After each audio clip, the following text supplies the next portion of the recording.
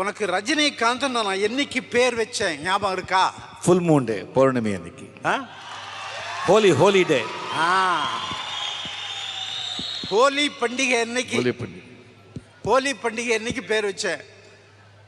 அந்த ஹோலி பண்டிகை வரும்போதெல்லாம் என்னை வந்து எப்படியாவது அன்னைக்கு சந்திப்பேன். வெளியூரில் இருந்தால் ஃபோனில் பேசுவேன். 7-8 வருஷம் இப்படி செஞ்சேன். அப்புறம் மறந்துட்டியப்பா. சாரி சார், கொஞ்சம் பிஸியாக இருந்துட்டேன், மன்னிக்கணும். இனிமே அப்படி நடக்காது. இனிமே விசாரிக்கிறேன்னு சொல்லிட்டாரு. ஓகே சரி.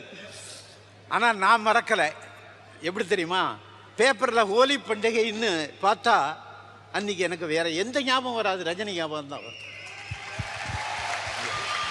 இல்லை, இது நான் வந்து ஒரு தமாஷுக்காக சொல்லலை, நான் நிஜமாவே உள்ளார்த்தமாக சொல்கிறேன். இவ்வளோ பெரிய ஒரு ஆர்டிஸ்ட் உண்டாகிறதுக்கு நான் காரணமாக இருந்திருக்கிறேன். அதுவும் இந்த ஹோலி பண்டிகையை நினைவுபடுத்துது எனக்கு அந்த வகையில்.